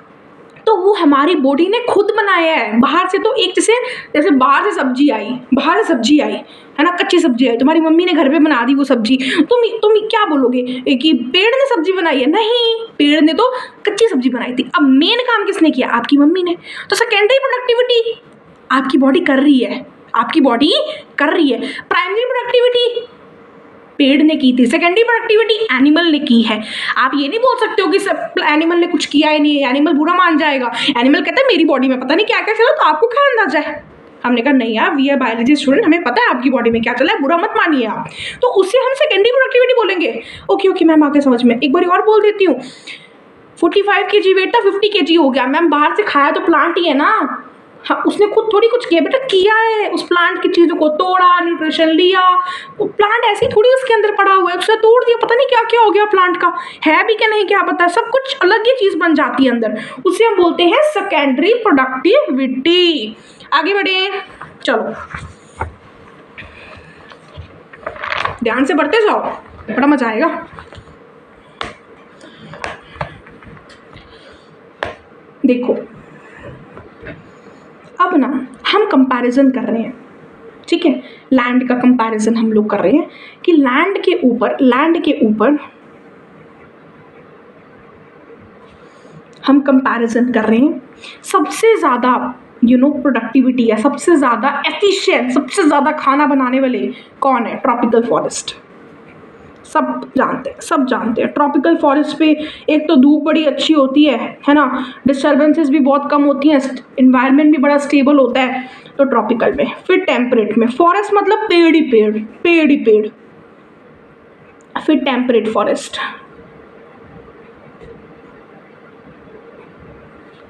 फिर ग्रासलैंड। ग्रासलैंड मतलब पेड़ नहीं है तो पेड़ों वाला से तो कम ही होगा। डेजर्ट, अगर आप इसको थोड़ा और इलैबोरेट करना चाहते हैं ना तो वैसे भी लिख सकते हैं, एग्जाम में जरूरत नहीं है पर समझ लो, ट्रॉपिकल ग्रासलैंड का टेम्परेचर से ज़्यादा होगा। अब ना इस ऑर्डर को समझने के लिए ना आपको मेरी बात को बड़े आराम से सुनना होगा। फॉरेस्ट, फॉरेस्ट मतलब पेड़ ही पेड़, ग्रासलैंड मतलब घास ही घास, घास ही घास, फॉरेस्ट मतलब पेड़ ही पेड़, ग्रासलैंड मतलब ग्रास ही ग्रास। अब देखो आप मुझे लॉजिकली बताओ यार, तुम लोग बहुत इंटेलिजेंट हो, पेड़ ज़्यादा प्रोडक्शन करेंगे या फिर घास ज़्यादा प्रोडक्शन करेगी? मैम वैसे तो सही तो आपकी बात लग रही है, पेड़ ही ज़्यादा करेंगे। तो बेटा फॉरेस्ट तो ग्रासलैंड से आगे आएगा, ये तो बात मैम हमें बड़े अच्छे समझ में आ गई है। फॉरेस्ट के अंदर है पेड़ ही पेड़ ही पेड़ ही पेड़ है, और ग्रासलैंड में क्या है? घास ही घास ही घास, घास मतलब ग्रास ग्रास ग्रास। ग्रास उतना अच्छा प्रोडक्शन नहीं करते हैं जितना ट्री कर देता है, ट्री बहुत बड़ा है, ग्रास की छोटी छोटी सी मोनोकॉट। ठीक है मैम, फॉरेस्ट का इसका मतलब इतनी बात आप मेरी मानते हो कि नहीं मानते हो? डेजर्ट, डेजर्ट तो बेटा असली बंजर है ना, बिल्कुल ही कुछ नहीं, उधर बहुत कम चीज़ें हैं, बहुत कम आपको प्लांट्स मिलेंगे, जो मिलेंगे भी उनमें उन्होंने भी कुछ अडेप्टेशन कर रखी होगी, कैक्टस है ना, पानी ना मारा कहीं चला जाए, वो तो बचाने में ही लगे रहते हैं, वो पानी ना मारा कहीं चला जाए, लीव आराम से अपना फोटोसिंथेसिस नहीं कर सकते हैं, पानी चला जाएगा क्लोरोप्लास्ट कैसे खोलें वो, कोई ना, आप सबको पता है। पेड़ वाली जगह पर सबसे ज्यादा प्रोडक्शन, उससे कम घास वाली जगह पर, और सबसे कम डेजर्ट वाली जगह पर। ठीक है मैम, ये तो समझ में आ गया, फॉरेस्ट सबसे आगे आएगा, ग्रास वाला फिर, और फिर डेजर्ट। ये ट्रॉपिकल टेम्परेट वाला क्या झंझट है? ट्रॉपिकल टेम्परेट वाला बेटा ये झंझट है कि ट्रॉपिकल के अंदर सन बहुत बड़ी है, कंडीशंस बड़ी अच्छी हैं, बड़ी स्टेबल है, ऐसा नहीं है कि सुबह के टाइम में 20 डिग्री सेल्सियस टेम्परेचर है तो रात के टाइम पर 0 है, नहीं, अगर सुबह 20 है तो रात को 18 है, ज़्यादा डिफरेंस नहीं आता। वही अगर डेजर्ट को देखो ना, जो प्लांट्स होते हैं ना वो भी अपना ढंग से काम नहीं कर पाते, पूछो क्यों? क्योंकि सुबह 20 है, रात को -5 -5 -5 ज़्यादा बोल दिया यार मैंने, आई एम सॉरी। सुबह 20 है, रात को 5 है, सुबह बहुत गर्मी है, शाम को बहुत ठंडी है ना, वेरिएशन ही बहुत ज़्यादा हो जाती है। प्लांट कहते हैं भाई मुझे गर्मी में रहने वाला बनना है, सर्दी में रहने वाला बनना है, मेरे को समझ ही नहीं आ रहा है ना, तो बहुत ज़्यादा वेरिएशंस होती हैं। एक तो डेजर्ट में प्लांट्स वैसे ही बड़े कम होते हैं, और जो होते भी हैं वो भी अच्छे से काम नहीं कर पाते हैं, एक तो पानी बड़ा उनका चला जाता है, सुबह गर्मी रात को सर्दी, करे तो करें क्या, रात को सूरज भी नहीं है। But tropicals are very happy, tropicals में रहने वाले फॉरेस्ट भी बहुत खुश है, ट्रॉपिकल में रहने वाले ग्रासलैंड भी बहुत खुश हैं। ठीक है, तो ट्रॉपिकल फॉरेस्ट क्यों खुश है? सूरज बढ़िया मिल जाता है यार, एनर्जी बढ़िया आ जाती है। ट्रॉपिकल के ग्रासलैंड, अब कुछ बच्चों के दिमाग में बत्ती जलती है कि देखो यार ट्रॉपिकल के ग्रासलैंड की प्राइमरी प्रोडक्शन ना टेम्परेट के फॉरेस्ट से ज़्यादा नहीं चाहिए। अरे नहीं यार, गलत, फॉरेस्ट हमेशा आगे, फॉरेस्ट चाहिए, फॉरेस्ट कहता है भाई मुझे चाहिए इज्जत, मुझे चाहिए फुल इज्जत। क्यों चाहिए इसको फुल इज्जत? पेड़ है यार इसके पास में, ग्रासलैंड, ग्रास पेड़ के सामने क्या है? कुछ नहीं है यार, कुछ नहीं है, पेड़ बहुत बड़े हैं, ग्रास बड़ी छोटी छोटी है। तुम पेड़ के ऊपर चलते हो क्या? तुम घास के ऊपर चल लेते हो? तो पेड़ आएंगे आगे ही, फॉरेस्ट आएंगे आगे ही, but tropical then temperate then grassland, वो चीज़ अलग है। ट्रॉपिकल वाले पहले आएंगे। ट्रॉपिकल वाले क्यों पहले आएंगे? सूरज बढ़िया है यार, कंडीशंस भी ज़्यादा वैरी नहीं करती हैं। आई होप आपको लैंड वाली चीज़ क्लियर हो चुकी है, मैंने बहुत इसमें मेहनत करी है अभी समझाने में। नहीं समझ हुई ना तो बेटा 2x में मत देखो यार वीडियो, नहीं आ रहा समझ में तो फिर। अब ओशन की बात करते हैं हम लोग।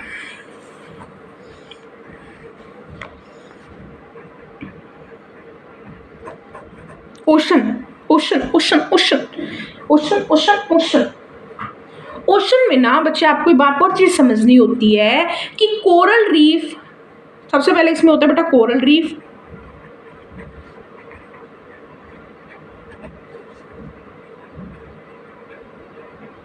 फिर होती है हमारे पास में यूस्ट्रीज, फिर होते हैं हमारे पास में टेम्परेट ओशन,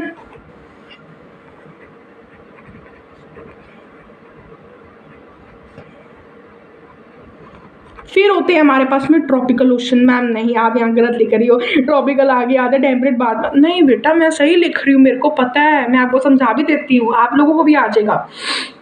देखो सुनो मेरी बात। आप कोरल रीफ में ना पता है क्या होता है, कुछ कोरल्स होते हैं और उन कोरल्स का ना एसोसिएशन ना ग्रीन एल्गी के साथ में होता है। अब ग्रीन एल्गी क्या है? प्रोड्यूसर है। प्रोड्यूसर्स की प्रोडक्टिविटी ज़्यादा होगी कम होगी? हाई प्रोडक्टिविटी होती है इनकी। एनसीईआरटी ने प्रोडक्टिविटी और प्रोडक्शन को इंटरचेंजेबली यूज़ किया है, तो इसमें ज़्यादा घबराना नहीं है।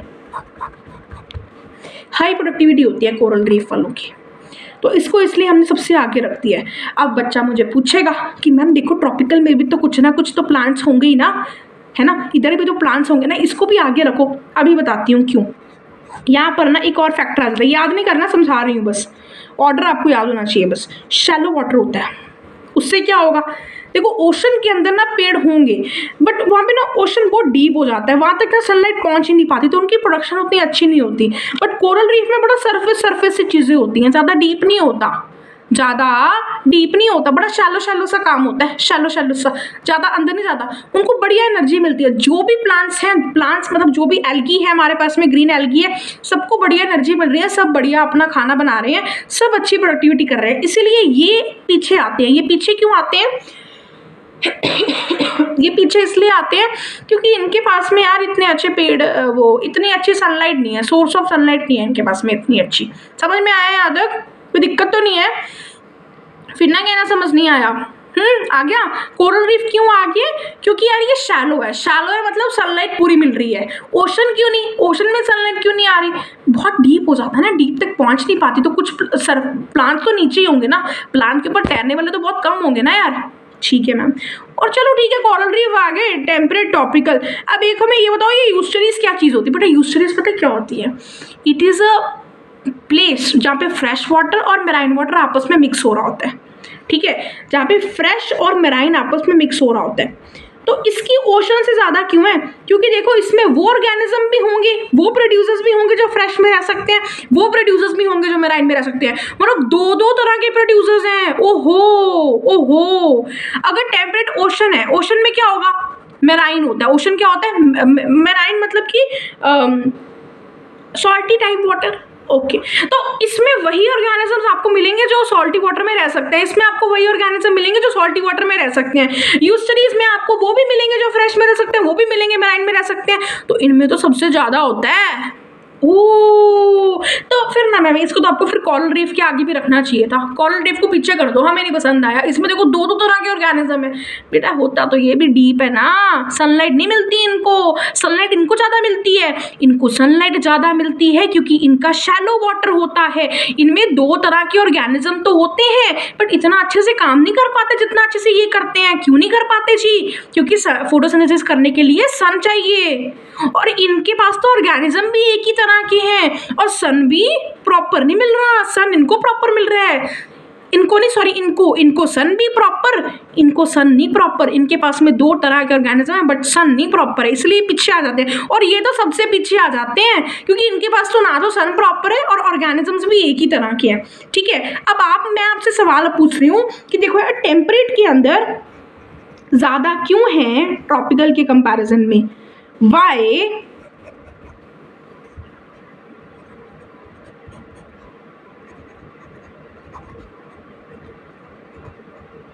Tropical ocean has low productivity. तैयार हो समझने के लिए? समझो, एक सेकेंड सुनना जरा ध्यान से मेरी बात। देखो बेटा, टेम्परेट के अंदर ना सर्दियां भी आती हैं, गर्मियां भी आती हैं, मतलब विंटर्स भी आती हैं, समर्स भी आती हैं, मतलब सीजन्स आते हैं। बट ना ट्रॉपिकल के अंदर ना नो सीजन्स, कोई सीजन नहीं आते ट्रॉपिकल में। तो बताती हूँ। तो देखो, अगर यहाँ पे विंटर चल रही है, ये पानी था, अब ऊपर वाला जब विंटर है, ठीक है, ऊपर ना पानी कोल्ड हो गया और नीचे पानी वार्म ही है, क्योंकि वहां तक ठंडक थोड़ी पहुंचेगी। अब ठंडा पानी हमेशा नीचे रहता है, क्यों? क्योंकि ठंडा पानी डेंसिटी ज्यादा, तो क्या होगा, अब गर्म पानी ऊपर चला जाएगा, ठंडा पानी नीचे चला जाएगा, तो क्या हो गया, ये ऊपर ये नीचे, पूरा पानी घूमा है, रिसाइकलिंग हुई है, तो जो नीचे वाले मिनरल्स थे वो ऊपर आ गए हैं, ऊपर वाले मिनरल्स नीचे आ गए हैं। अब देखो इसी तरह से अगर गर्मियां हैं, ठीक है, तो गर्मियों में भी वो गर्म पानी जो है वो ऊपर वाला पानी बहुत गर्म हो जाएगा। तो इस तरह से बेसिकली आप विंटर में समझो कि जैसे विंटर है, विंटर वाला बेटर रहेगा, समर वाले में भी होती है बट वो आप भी समझ नहीं पाओगे, अभी आप विंटर वाला समझो।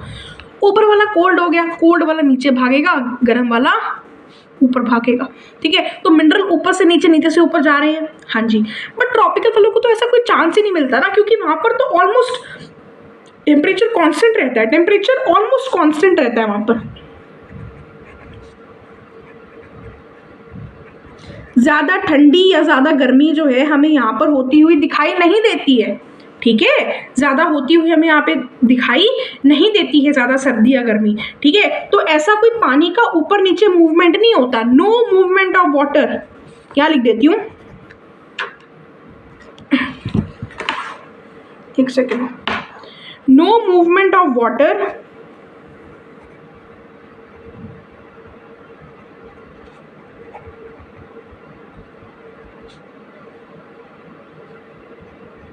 in tropical oceans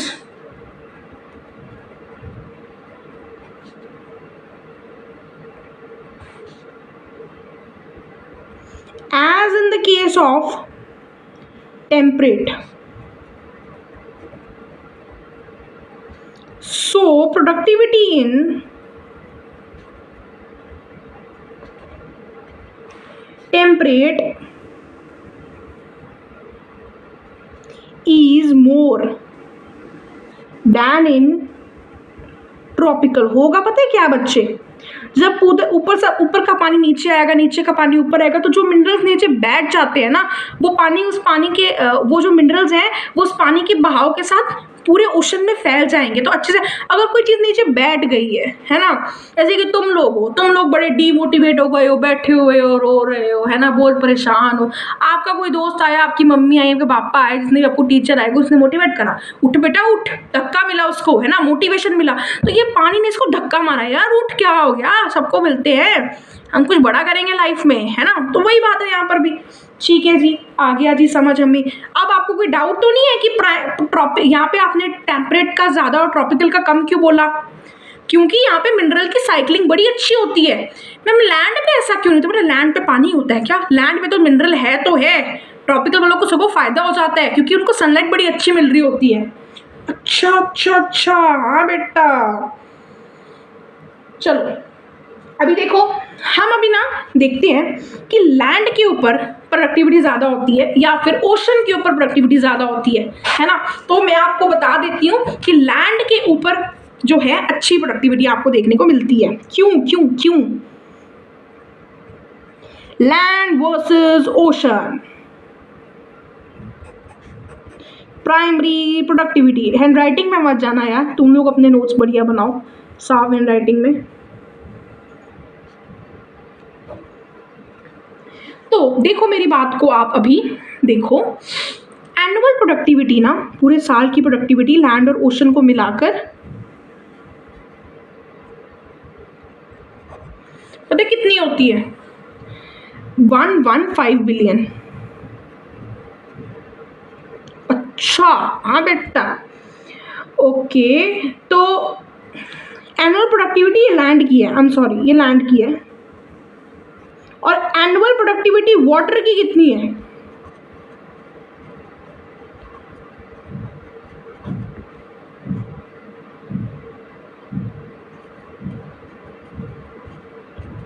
$55 billion ton.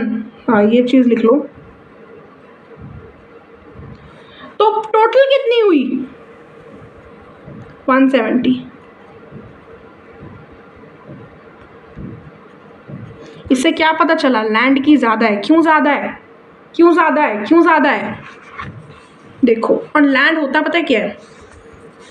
जैसे कि लैंड के ऊपर you will gate trees, you will gate herbs, you will gate shrubs. Sunlight है, इधर भी सनलाइट आ रही है, इधर भी आ रही है, इधर भी आ रही है, ठीक है। वही आपने ले लिया वाटर, यहाँ पे कोई एक वेलस्नेरिया तैर रहा है ना,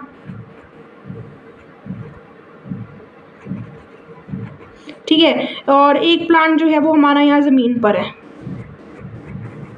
ठीक है। इसको सनलाइट मिलेगी, इसको सनलाइट मिलेगी, बट क्या यहाँ तक पानी के थ्रू सनलाइट क्या पास कर पाएगी? नहीं, इनको सनलाइट प्रॉपर मिल ही नहीं पाएगी, ठीक है। तो सनलाइट का फैक्टर आ जाता है यहाँ पर। बीच में इट वाज एयर, यहाँ पे इट्स वाटर। एयर में sunlight will pass, but water में सनलाइट वोंट पास यार, ठीक है। इसी को जब हम रिटन फॉर्मेट में लिख लेते हैं, on land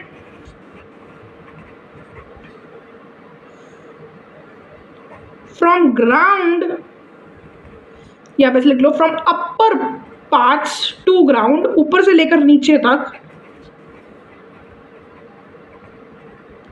photosynthesis is possible, photosynthesis is possible,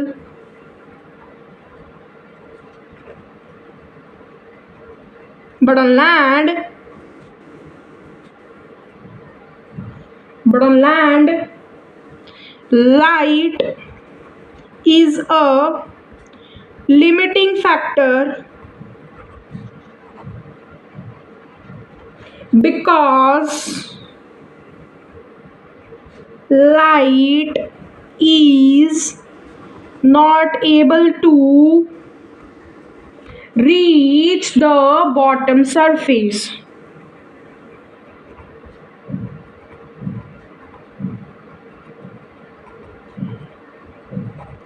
light ना यार नीचे तक आ नहीं पाती है, दिक्कत यहाँ पे आ जाती है।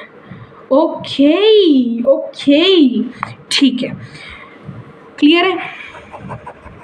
अब आगे बढ़ते हैं। देखो, फैक्टर्स जो कि प्राइमरी प्रोडक्टिविटी को अफेक्ट करते हैं।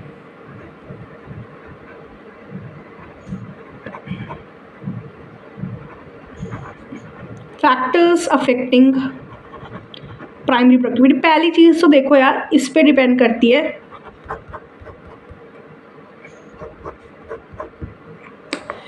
प्लांट कैसे है,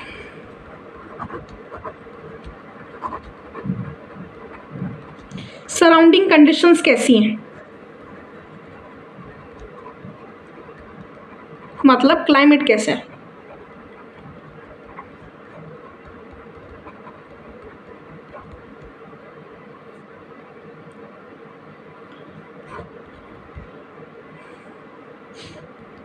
फैक्टर्स विच इफेक्ट फोटोसिंथेसिस वो हैं या नहीं है। इसका एग्जांपल जैसे लाइट है प्रॉपर कि नहीं है, वाटर है प्रॉपर या नहीं है, लाइट है या नहीं है, वाटर है या नहीं है। जैसे कि मैं आपके साथ में रिलेट करती हूँ, जैसे आप लोग आप पढ़ते हो, हाँ जी हम पढ़ते हैं, तो देखो आपकी क्या एफिशिएंसी होगी। प्लांट्स के केस में प्रोडक्टिविटी है, इंसानों के केस में एफिशिएंसी है। तो तुम कैसे बच्चे हो, तुम्हारा पढ़ाई में मन लगता है या नहीं करता, तुम धक्के से कर रहे हो, क्या तुम कुछ और लाइफ में करना चाहते हो, सच में पढ़ना ही चाहते हो। तो it depends from person to person, तो it depends from type of person. तो इट्स प्लांट्स में भी ऐसा होता है। प्लांट कैसा है, क्या वो सच में उसको खुशी मिल रही है प्रोडक्शन करने में, नहीं मिल रही है। वैसे प्लांट्स में खुशी कमी कुछ नहीं होता, बट ठीक है समझने के लिए ठीक है। प्लांट्स क्या कर सकते हैं प्रोड्यूस, क्या ये बच्चा प्रोड्यूस एफिशिएंसी कर सकता है, इसकी अच्छी है क्या, तो इस तरह से आप रिलेट करो। तो आप देखो आपके बारे में बात करते हैं, हम आपके बारे में कर रहे थे, चलो आपके बारे में बात करते हैं। डिपेंड करता है कि आप कैसे बच्चे हो, क्या आपको पढ़ाई में मन लगता है नहीं लगता, उस पर डिपेंड करेगा आपकी एफिशिएंसी क्या है। चलो ठीक है, आपकी एफिशिएंसी बड़ी अच्छी है, ठीक है, बट आपके आसपास ना बहुत ज़्यादा गर्मी है, आपकी इतना पसीना आ रहा है, आपको इतना पसीना आ रहा है कि आपकी जो नोटबुक है वो भी पसीने से गिल्ली हो जा रही है। तो क्लाइमेट नहीं सूट कर रहा है यार, मन नहीं लग रहा है यार पढ़ाई में, ठीक है। चलो ठीक है, अभी देखो हमने मान लिया चलो क्लाइमेट ठीक है यार, बढ़िया अच्छा सा मौसम है, है ना।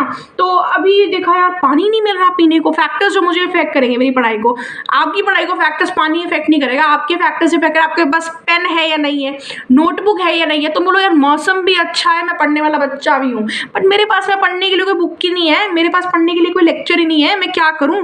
तो इस तरह से आप इसको यहाँ पे रिलेट करो, पेड़ कैसा है, उसके आसपास क्लाइमेट कैसा है, उसको जो चीज़ें इफेक्ट करती हैं वो है कि नहीं है, पानी है, लाइट है नहीं है, तो ये सब चीज़ें होती हैं यहाँ पर।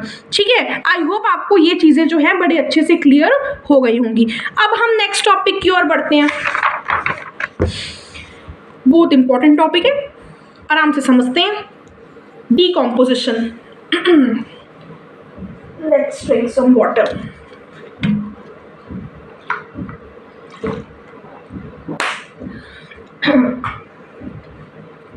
डीकॉम्पोजिशन सुनना, बुक मत देखना, कोई तुम्हारे कोई पुराने नोट्स हैं मत देखना, ठीक है, आराम से पढ़ो, ध्यान से सुनो।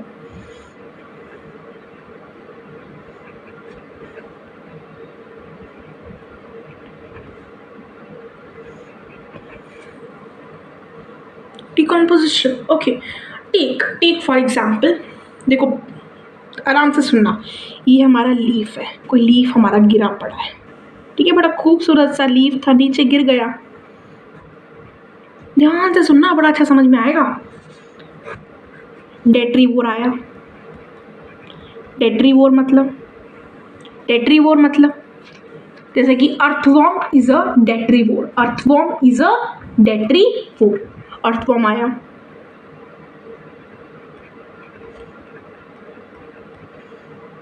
अर्थवॉर्म पता है क्या करता है, बताती हूँ। अर्थवॉर्म है, ये हमारा लीफ था, इसके ऊपर हमारा ये अर्थवॉर्म आके बैठ गया,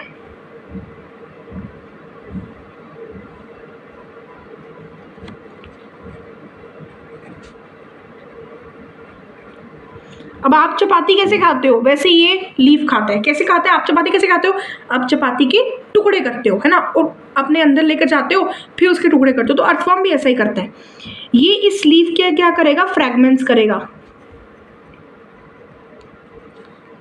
और उन फ्रैगमेंट्स को क्या करेगा, खा लेगा, मतलब ईट,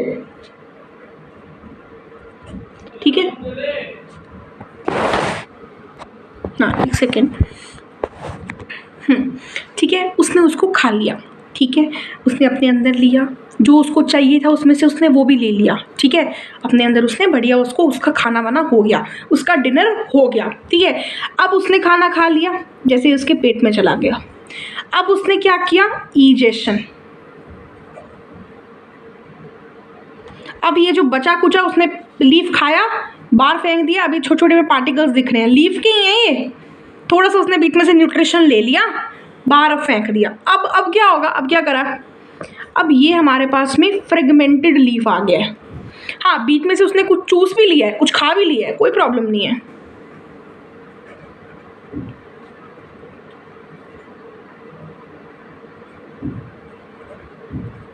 ठीक है जी, हाँ जी। अब पता हो क्या होगा, जैसे कि आपके पास में यहाँ पर ये आपकी क्या हो रहा है, यहाँ पे ना सॉइल है, अब सॉइल में देखो मॉइस्चर ना दिखता ही है हमें हर जगह, अब इसमें से जितने भी वाटर सोल्यूबल मिनरल्स होते हैं ना, ये नीचे सीप इन कर जाते हैं,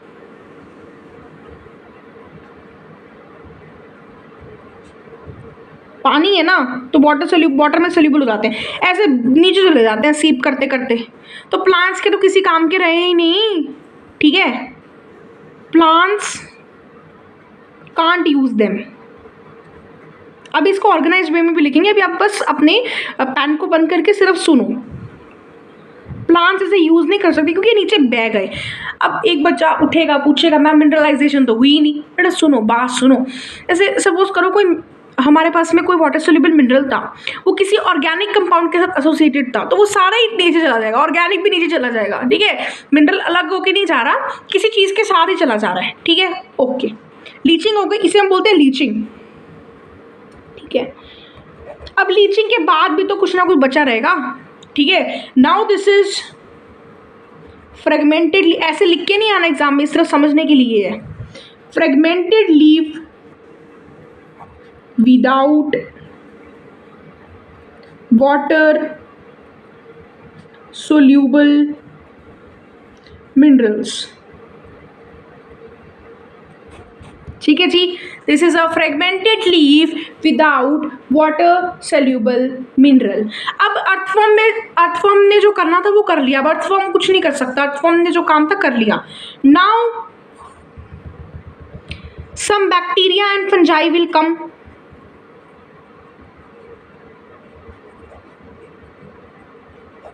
Some bacteria and fungi, they will come.